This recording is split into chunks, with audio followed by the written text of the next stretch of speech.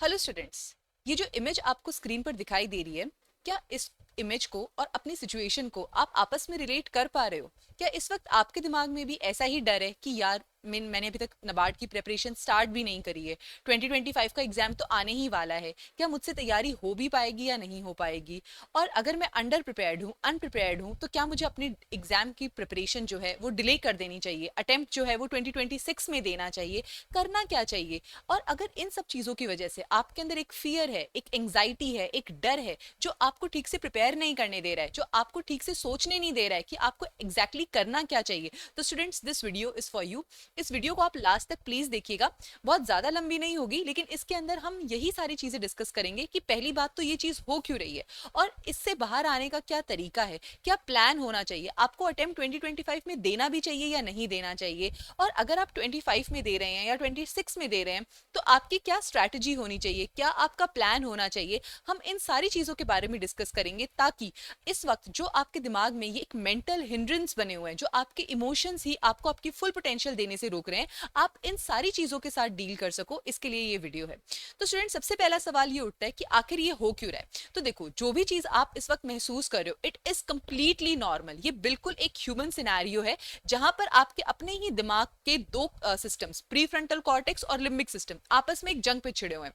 आपका pre frontal cortex आपको कह रहा है कि नहीं यार 2025 में देना चाहिए, it is my ambition, I want to do it, I have reasons to do it, जहां पर रीजनिंग काम कर रही है, जहां पर आपका सेल्फ कंट्रोल, जहां पर आपकी प्लानिंग काम कर रही है। But on the other hand आपके ही दिमाग का दूसरा पार्ट है जो कि लिम्बिक सिस्टम है, जो कि हमारे एंसेस्टर्स की तरह काम करता है, जिसका मेन काम है आपको सेफ फील करवाना, आपको सिक्योर फील करवाना, जो सिर्फ डिजायर्स फुलफिलमेंट पर काम करता है। ठीक है, ये कह रहा है कि नहीं यार इतनी मेहनत थोड़ी हो पाएगी, कौन करेगा इतनी मेहनत, इतनी डिसिप्लिन, इतना टाइम किसके पास है, हम नहीं दे पाएंगे टाइम, हमसे नींद नहीं छोड़ी जाएगी, हमसे फोन देखना नहीं छोड़ा जाएगा। ठीक है, ये सारी चीजें बता करके ये लिम्बिक सिस्टम आपको डरा रहा है, और इस पूरी फाइट का जो रिजल्ट है that is the confusion you are facing right now, it is the anxiety, it is the fear that you are facing right now. तो जो भी आप महसूस कर रहे हो, इट इज नथिंग, इसका बाहर से कोई रिलेशन नहीं है, ये आपके अपने अंदर की ही लड़ाई है जो आपके प्री फ्रंटल कॉर्टेक्स और लिम्बिक सिस्टम में चल रही है।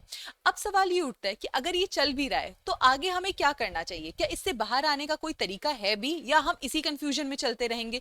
तो नो स्टूडेंट्स, इससे बाहर आने का तरीका है, और वो तरीका है कि आप अपने आप को एक मेंटल एनालिसिस दीजिए, बैठिए और सोचिए कि आपकी सिचुएशन क्या है, क्योंकि आपके इमोशंस को सिर्फ आप ही ड्राइव कर सकते हो। ठीक है, और ये जो ड्राइव होगा ये होगा एनालिसिस के थ्रू, आप चीजों को रीजन के थ्रू, आप अपने लिम्बिक सिस्टम को कंट्रोल कर सकते हो, तो उसका तरीका है रीजनिंग, अपने आप को एक वजह दे करके, एक रीजनिंग दे करके आप अपनी चीजों को अंडर कंट्रोल, अपनी सिचुएशन को अंडर कंट्रोल ले सकते हो। ठीक है, तो अब ये एनालिसिस क्या होगा, सबसे पहली चीज ये आती है कि आप कितना प्रिपेयर्ड हो। तो इसमें दो सिनेरियो बन सकते हैं, यू हैव प्रिपेयर्ड समथिंग, कि आपने थोड़ी बहुत चीजें जो हैं वो पढ़ रखी हैं, ठीक है, थोड़ा बहुत क्वांट कर लिया, थोड़ा बहुत एआरडी पढ़ लिया, कुछ चीजें हैं जो आपने प्रिपेयर कर ली हैं। On the other hand you are somebody who is completely unprepared, जिसने अभी तक प्रिपरेशन शुरू भी नहीं करी है, कुछ भी नहीं किया है। तो आप इन्हीं दोनों सिचुएशन के स्टूडेंट्स हो जिनके दिमाग में ये चीजें चल रही हैं और जो इस वीडियो को देख रहे हैं। ठीक है, नाउ स्टूडेंट्स, अगर आप इन दोनों सिचुएशन के अंदर हो तो अब बात आती है कि हम जिस सिचुएशन के अंदर हैं उसका जरा एनालिसिस कर लें और उसके बाद सोचें कि हमें क्या करना चाहिए, अटेम्प्ट 2025 में देना भी चाहिए या नहीं देना चाहिए। तो देखो, अगर मैं बात करूं 2025 की, तो प्रेजेंट सिचुएशन ये है कि नोटिफिकेशन अभी तक आई नहीं है। ओके, नोटिफिकेशन का अभी कुछ अता पता नहीं है, नोटिफिकेशन जब मैं ये वीडियो रिकॉर्ड कर रही हूँ तब तक नोटिफिकेशन नहीं आई है। ठीक है, और हर साल हमने एक चीज देखी है कि मिनिमम 1 मंथ का टाइम आपके पास होता ही होता है। ओके, 1 मंथ का मिनिमम टाइम आपके पास होता ही होता है। अगर आपकी नोटिफिकेशन आज भी रिलीज हो जाती है तो भी आपके पास 1 महीने का टाइम पूरा है इस एग्जाम को प्रिपेयर करने के लिए। अब बात आती है कि क्या 1 महीने में 2025 के लिए तैयारी हो जाएगी? ठीक है, अब वही वापस फियर आ रहा है कि नहीं यार इतनी इतनी जल्दी थोड़ी तैयारी हो जाएगी कॉम्पिटेटिव एग्जाम के लिए, ऐसे थोड़ी पॉसिबल हो पाएगा, और अगर ऐसे पॉसिबल होता तो दुनिया कर लेती। ठीक है, अब सवाल ये उठता है कि क्या हमें अपना अटेम्प्ट जो है वो 2025 में देना चाहिए या 2026 में देना चाहिए। ठीक है, जो मेन कारण है कंफ्यूजन का, एंग्जाइटी का, उस सवाल पर बात करने की। ठीक है, तो देखो, हम बात करते हैं प्रॉज एंड कॉन्स की, कि फायदा क्या होगा और नुकसान क्या होगा। अभी आपके पास, चलो हमने मान के रखा कि सिर्फ 1 महीने का टाइम है, इस एक महीने में आप क्या क्या कर सकते हो? कुछ चीजें तो पढ़ ही लोगे अगर आप फुल टाइम प्रिपेयर कर रहे हो, और ऑन अ डेली बेसिस अगर आप 8 to 10 आवर्स की पढ़ाई आप कर रहे हो, so you can prepare a lot. ठीक है, क्या क्या प्रिपेयर करना है, किस किस तरीके से प्रिपेयर करना है, that we are going to see in the next slide.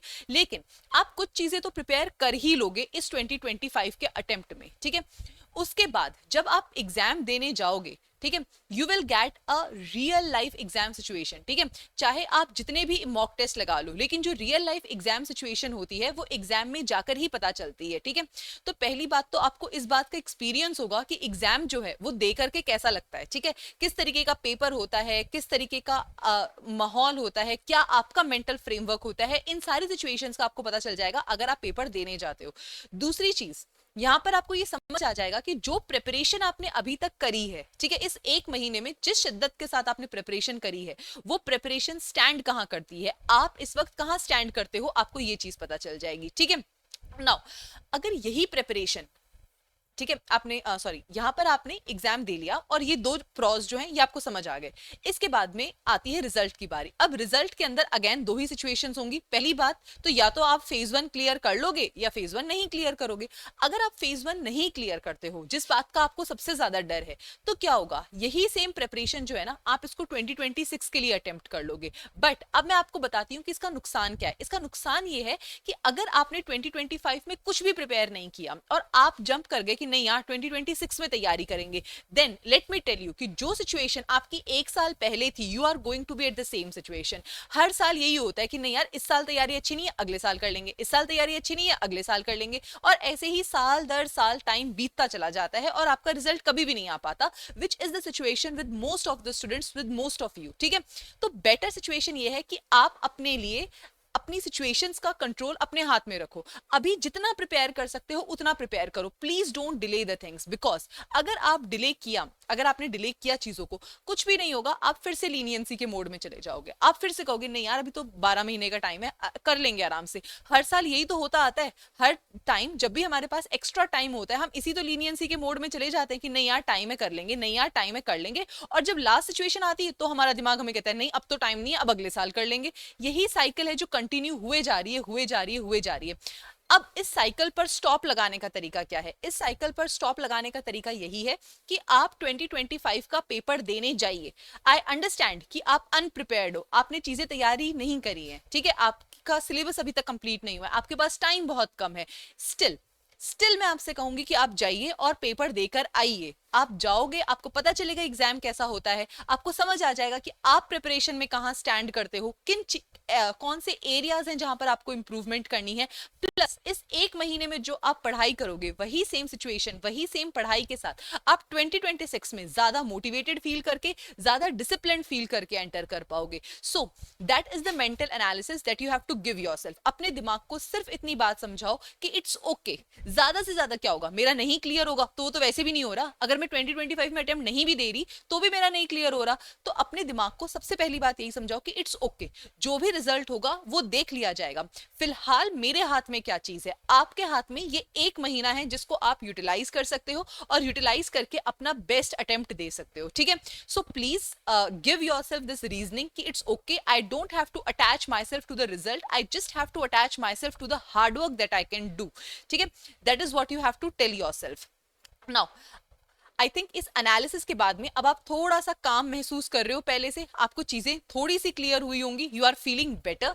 ठीक है, जो कंफ्यूजन थी, जो डर था, वो थोड़ा सा सबसाइड हुआ होगा। So on that note let us see कि अगर आप 2025 के लिए प्रिपेयर कर रहे हो तो आपकी स्ट्रैटेजी क्या होनी चाहिए अगर आप कंप्लीटली अंडर प्रिपेयर्ड हो। तो देखो स्टूडेंट्स, यहाँ पर ना दो सिनेरियो है। अगेन अटेम्प्ट देने से पहले आपको एनालिसिस करना पड़ेगा कि वेयर डू यू स्टैंड। अब सबसे पहला आता है नॉन मेरिट सेक्शन, और इस नॉन मेरिट सेक्शन के केस में ही या इसके संदर्भ में ही आपको सबसे ज्यादा देखना पड़ेगा कि वेयर डू यू स्टैंड। ठीक है, आप एक मॉक टेस्ट लगा के देख लीजिए या फिर आप एक प्रीवियस ईयर क्वेश्चन का पेपर जो है उसको अटेम्प्ट करके देख लीजिए, और आप बस इतना एनालिसिस करो कि क्या आप quant, reasoning, English, computer knowledge और डिसीजन मेकिंग, इनकी सेक्शनल कट ऑफ 1 घंटे के अंदर क्लियर कर पा रहे हो या नहीं कर पा रहे हो। ठीक है, कॉम्पोजिट टाइम वहां पे 2 आवर्स का मिलता है, आप नॉन मेरिट सेक्शन को 1 घंटा दो और उसके बाद में चेक करो कि क्या आप अपनी कट ऑफ जो है, जो सेक्शनल कट ऑफ है, उसे क्लियर कर पा रहे हो या नहीं कर पा रहे हो। ठीक है, अगर कर पा रहे हो फिर यहाँ पर टाइम देने की कोई जरूरत नहीं है, सीधा मेरिट सेक्शन पे जंप कर जाओ। और अगर नहीं कर पा रहे हो देन सी कि कौन से कंपोनेंट्स हैं जिन पर आपको टाइम देने की जरूरत है। अब इसके बेसिस पे बात आती है मेरिट सेक्शन की, ठीक है। अब मेरिट सेक्शन के अंदर हमारे पास तीन कंपोनेंट्स होंगे, जीए होगा, ईएसआई होगा और एआरडी होगा, राइट। नाउ जीए और ESI both of them are all about current affairs, और एआरडी जो है यहाँ पर आपको स्टैटिक प्लस करंट अफेयर्स दोनों ही प्रिपेयर करने पड़ेंगे, ठीक है। चलो, तो ये सिचुएशन, ये सिनेरियो आता है कि हमें आखिरकार प्रिपेयर किन किन चीजों को करना है। अब प्रिपेयर हम कैसे कर सकते हैं? सबसे पहली बात, अगर आप नॉन मेरिट सेक्शन में दूसरी कैटेगरी में फॉल करते हो कि आपकी सेक्शनल कट ऑफ क्लियर नहीं हो रही है, तो उस सिनेरियो में आपने क्या करना है, you have to prepare only the most important topics, ठीक है। जैसे अगर मैं बात करूं क्वांट की, तो क्वांट के अंदर अभी तक हमारी highest sectional cut off 5 marks गई है, ठीक है, 2021 ऑनवर्ड्स। तो यहाँ पर आपका टारगेट स्कोर जो है वो 7 to 8 मार्क्स होना चाहिए। अब 7 to 8 मार्क्स के लिए आप क्वाड्रेटिक इक्वेशन, नंबर सीरीज, ठीक है, percentages, ratio and proportion, 4-5 chapters भी अगर आप अपने प्रिपेयर कर लेते हो तो आपका नॉन मेरिट सेक्शन डन है। सिमिलरली अगर मैं बात करती हूँ रीजनिंग की, तो रीजनिंग के अंदर भी आप पजल्स लेके मत बैठिए, आप सिटिंग अरेंजमेंट लेके मत बैठिए। उसके अलावा जो टॉपिक्स हैं, कोडिंग, डिकोडिंग, सिलॉगिज्म्स, ये चैप्टर्स ऐसे नहीं है जहां पर बहुत ज्यादा टाइम लगता है, छोटे हैं लेकिन हर साल इनसे क्वेश्चन आते ही आते हैं। इतना आप प्रिपेयर कर लोगे कि आपकी सेक्शनल कट ऑफ क्लियर हो जाए, ठीक है। और इसी तरीके से मोस्ट इंपॉर्टेंट चैप्टर्स को ध्यान में रखते हुए आपने अपना पूरा नॉन मेरिट सेक्शन जो है वो प्रिपेयर करना है कि आपका टारगेट यहां पर केवल सेक्शनल कट ऑफ क्लियर करना है। सिमिलरली अगर मैं बात करूं एआरडी की, तो एआरडी वैसे तो बहुत वास्ट है, लेकिन क्योंकि अब हमारे पास टाइम कम है तो हमें थोड़ा सा स्मार्ट अप्रोच यहाँ पे लगाना पड़ेगा। स्मार्ट अप्रोच ये है कि there are around 9 to 10 chapters, ठीक है। अगर मैं टोटल चैप्टर्स की बात करूं तो 18 to 20 चैप्टर्स हैं एआरडी के अंदर, लेकिन इन 18 to 20 चैप्टर्स के अंदर 9 to 10 चैप्टर्स ऐसे हैं जो कि मोस्ट इंपॉर्टेंट है। Around 20 to 22 questions out of 40 questions इन्हीं 9 to 10 चैप्टर्स में से आते हैं। तो आप इन चैप्टर्स के ऊपर ज्यादा फोकस करिए, ठीक है। अभी बाकी सारे चैप्टर्स प्रिपेयर करने की जरूरत नहीं है, पहले इन्हीं चैप्टर्स को प्रिपेयर करिए, उसके बाद में आगे वाले चैप्टर्स पे मूव ऑन करना। उसके बाद में बात आती है करंट अफेयर्स की। अगर मैं बात करती हूँ करंट अफेयर्स की, तो यहाँ पर मैक्सिमम क्वेश्चंस जो होते हैं ना वो प्रीसीडिंग 3 मंथ्स के ही हमें देखने को मिलते हैं, ठीक है। तो करंटली हम सितंबर में, तो एग्जाम सितंबर में तो अभी होने से रहा क्योंकि अभी तक हमारी नोटिफिकेशन नहीं आई है, ठीक है। तो आपको सितंबर, अगस्त और जुलाई, इन 3 मंथ्स के करंट अफेयर्स के ऊपर सबसे ज्यादा फोकस करना है, ठीक है। अभी आप प्रिपेयर करो पहले अगस्त का, ठीक है, उसके बाद में सितंबर का। अगर तो एग्जाम अक्टूबर में हुआ, ठीक है, तो आप जुलाई के भी करंट अफेयर्स प्रिपेयर कर लेना। लेकिन अगर एग्जाम नवंबर में होता है तो फिर अगस्त पे ही स्टिक करके रखना, फिर जुलाई पे मत जाना। फिर आप अगस्त, सितंबर, अक्टूबर से की जो करंट अफेयर्स हैं वो आपने पढ़ने हैं। तो यहाँ पर आपका जो टारगेट है वो 3 मंथ्स के करंट अफेयर्स के ऊपर होना चाहिए, उससे ज्यादा आपने यहाँ पर कोई करंट अफेयर नहीं पढ़ना है, ठीक है। तो ये एक मोटी मोटी स्ट्रैटेजी है जो आप यूज कर सकते हो प्रिपेयर करने के लिए, ठीक है। Non merit section again most important topics, ARD 9 most important topics and current affairs 3 months of current affairs. ये टारगेट आपने लेके चलना है इस पूरे 1 मंथ के लिए, ठीक है। जो हमारे पास 1 मंथ रिमेनिंग है उसके अंदर आपको ये टारगेट लेके चलना है। अब सवाल ये उठता है कि आपको कितने आवर्स की पढ़ाई करनी पड़ेगी इस पूरे टारगेट को अचीव करने के लिए। Then let me very honestly tell you 10 hours, ठीक है। एक दिन में आप 10 घंटे पढ़ोगे तो ही ये टारगेट जो है वो अचीव हो पाएगा। 9 to 10 आवर्स आपको देने ही पड़ेंगे यहाँ पर, क्योंकि टाइम बहुत कम है। आपकी डिसिप्लिन की, आपकी मेहनत की बहुत ज्यादा यहाँ पर रिक्वायरमेंट होगी, ठीक है। अगर आपका नॉन मेरिट भी प्रिपेयर्ड नहीं है, करंट अफेयर्स भी प्रिपेयर्ड नहीं है, तो एटलीस्ट 9 to 10 आवर्स आपको देने ही पड़ेंगे, ठीक है। इसके अंदर बहुत सिंपल सा है, 3 आवर्स नॉन मेरिट सेक्शन को दे दो, 3 आवर्स एआरडी को दे दो और 3 आवर्स करंट अफेयर्स को दे दो, क्योंकि all of them are equally important. अभी डिस्क्रिप्टिव की चिंता मत करो, that is still far away, उसमें अभी टाइम है और अभी हमारे पास प्रेजेंटली इतना टाइम नहीं है कि हम डिस्क्रिप्टिव कर सकें। फिलहाल के लिए आप केवल फेज 1 के ऊपर टारगेट करो, अपनी फेज 1 की चीजें जो हैं उनको प्रिपेयर करने पे फोकस करो। So that is what you have to do as far as the 2025 attempt is concern, ठीक है। तो अगर आपने अब फाइनली अपना मन बना लिया कि यार चाहे जो भी रिजल्ट हो, ठीक है, क्या होगा, ज्यादा से ज्यादा नहीं क्लियर होगा, कोई बात नहीं, मैं फिर भी 2025 में अपनी शिद्दत से अटेम्प्ट दूंगा, तो उसके लिए ये स्ट्रैटेजी है जो आप यूटिलाइज कर सकते हो, ठीक है। अभी जो आपने प्रिपेयर किया इसके साथ आप 2026 में कैसे प्रिपेयर करोगे, ठीक है। अगर बाय चांस आपका नहीं क्लियर हुआ तो इसी स्ट्रैटेजी के साथ आप 2026 में कैसे मूव ऑन करने वाले हो, चलो हम वो भी देख लेते हैं, ठीक है। तो अभी क्या हुआ है, अभी हमारे नॉन मेरिट सेक्शन के मोस्ट इंपॉर्टेंट टॉपिक्स प्रिपेयर हो चुके हैं, वेल एंड गुड। हमारे एआरडी के मोस्ट इंपॉर्टेंट टॉपिक्स जो हैं वो प्रिपेयर हो चुके हैं, वेरी गुड। करंट अफेयर्स जो है वो 3 मंथ्स का प्रिपेयर हो चुका है, इसका यूटिलाइजेशन 2026 में नहीं होगा। Let me very honestly tell you, ये 3 महीने के करंट अफेयर्स 2026 में काम नहीं आएंगे। अब आपने आगे क्या करना है, आपने आगे क्या करना है, देखिए 2026 के एग्जाम के अंदर अभी हमारे पास 12 से 13 महीने का टाइम है जो कि बाकी है, और 12 से 13 महीने फर्स्ट ऑफ ऑल नबार्ड की प्रिपरेशन के लिए रिक्वायरमेंट इसकी नहीं होती है कि आप 12-13 महीने लगा के अपनी प्रिपरेशन को करो, ठीक है। 5 से 6 महीने की तैयारी भी बहुत होती है। तो first of all I will suggest you कि आप यहाँ पर केवल नबार्ड की तैयारी मत करना, नबार्ड के साथ आप आरबीआई ग्रेड बी या फिर किसी और रेगुलेटरी बॉडी एग्जाम की भी अगर तैयारी करना चाहते हैं, अगर आप एग्रीकल्चर बैकग्राउंड से हैं तो अगर आप एएफओ की तैयारी करना चाहते हैं, so keep 1 or 2 other exams as well in your bucket list, ताकि 2026 के अंदर आप और ज्यादा चीजों को टारगेट कर सको, आप और ज्यादा मतलब सीट्स के ऊपर अपने सिलेक्शन को एम कर सको, ठीक है। तो पहली बात तो और एग्जाम्स को आप अपनी बकेट लिस्ट में रख सकते हो, ठीक है। उसके बाद में नॉन मेरिट सेक्शन जो कि बेसिक लेवल का प्रिपेयर हो चुका है, उसको एडवांस लेवल पर लेकर जाओ, ठीक है। इस एडवांस लेवल से फायदा क्या होगा कि आरबीआई, बैंकिंग, एएफओ या और जो एग्जाम्स हैं आप उसको टारगेट कर पाओगे, क्योंकि क्वांट, रीजनिंग, इंग्लिश सब में पूछा जाता है। इंपॉर्टेंट टॉपिक्स आप ऑलरेडी प्रिपेयर कर चुके हो, अब बस आपको थोड़ी सी अपनी प्रैक्टिस इंप्रूव करनी है और कुछ और टॉपिक्स जो हैं उनको यहाँ पर प्रिपेयर करना है।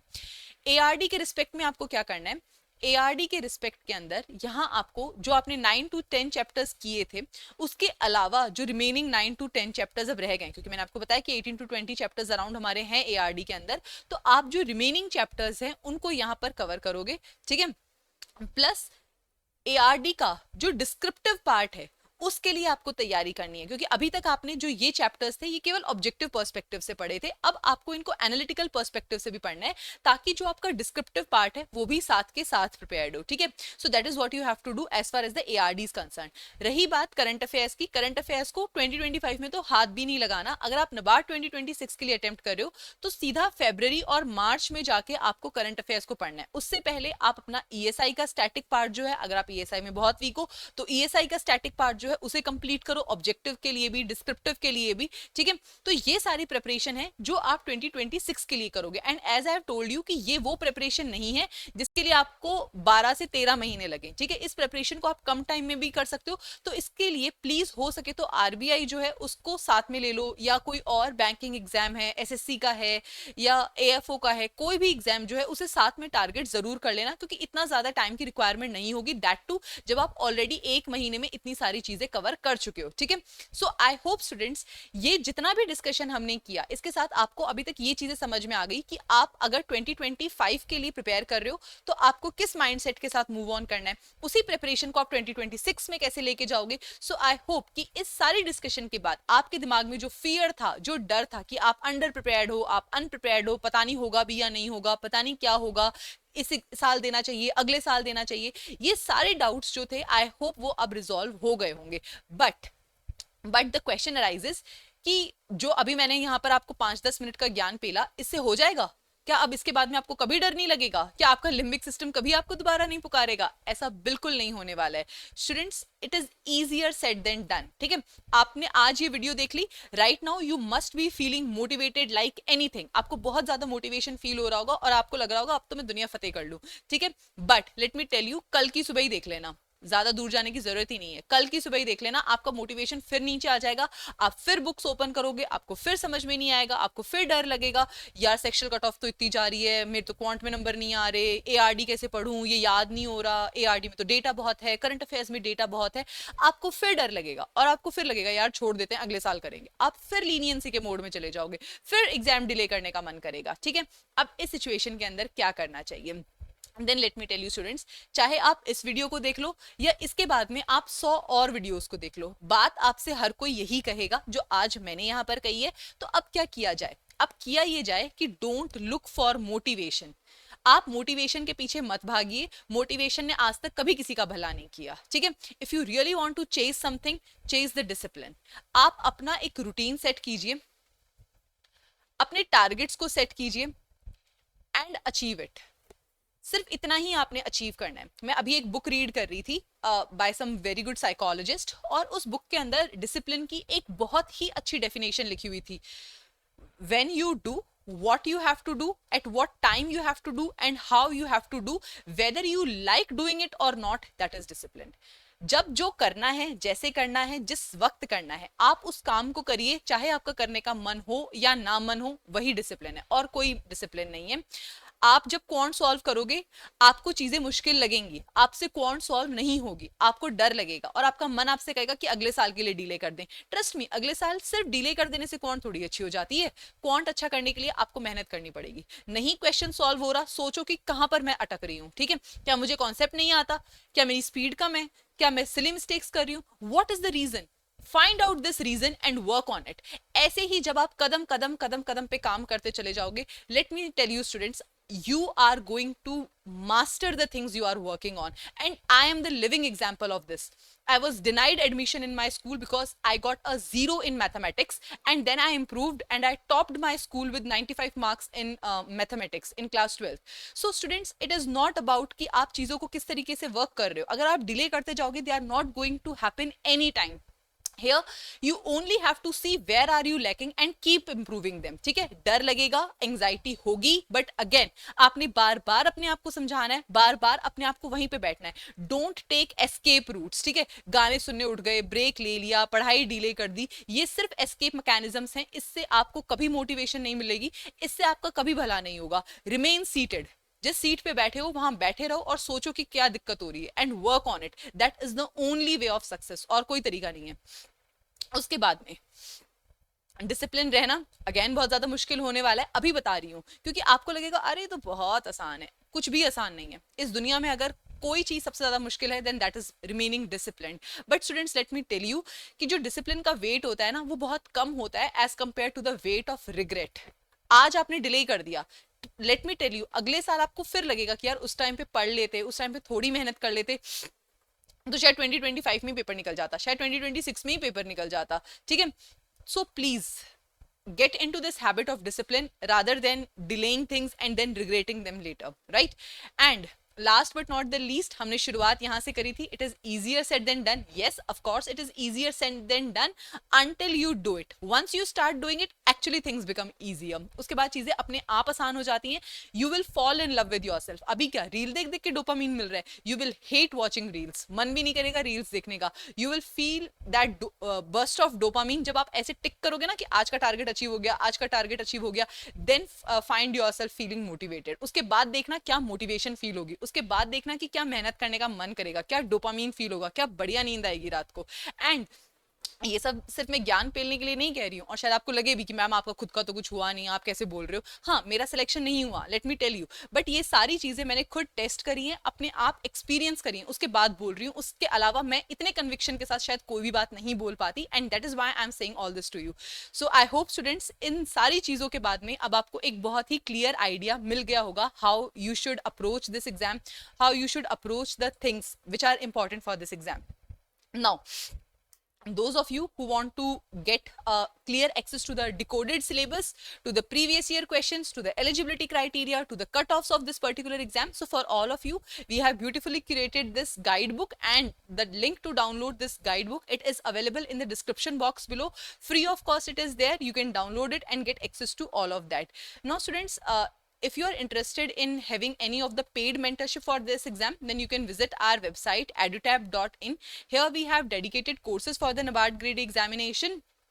And these courses, first of all, we have an 11-hour trial course. So in this trial course, basically we give you an idea of the deliverables that we are going to give in the other courses. So if you want to test, if you want to check कि क्या quality है, कैसा पढ़ा रहे हैं, कैसी चीजें समझा रहे हैं, तो उसके लिए आप ये 11-hour trial course को रेफर कर सकते हो. Apart from that, we have phase 1 and phase 2 test series. We have a silver course for those of you who want to prepare for phase 2 and interview, and we have a gold course for those of you who want to start the preparation from scratch. ठीक है, तो इसमें आपको phase 1, phase 2 और interview तीनों की ही guidance जो है यहाँ पर मिल जाएगी. So students, on this note, I am ending this session here. I hope this video was helpful. Thank you so much. और आपके क्या view points हैं अब, please let me know in the comment section below. Thank you and I wish you all the very best.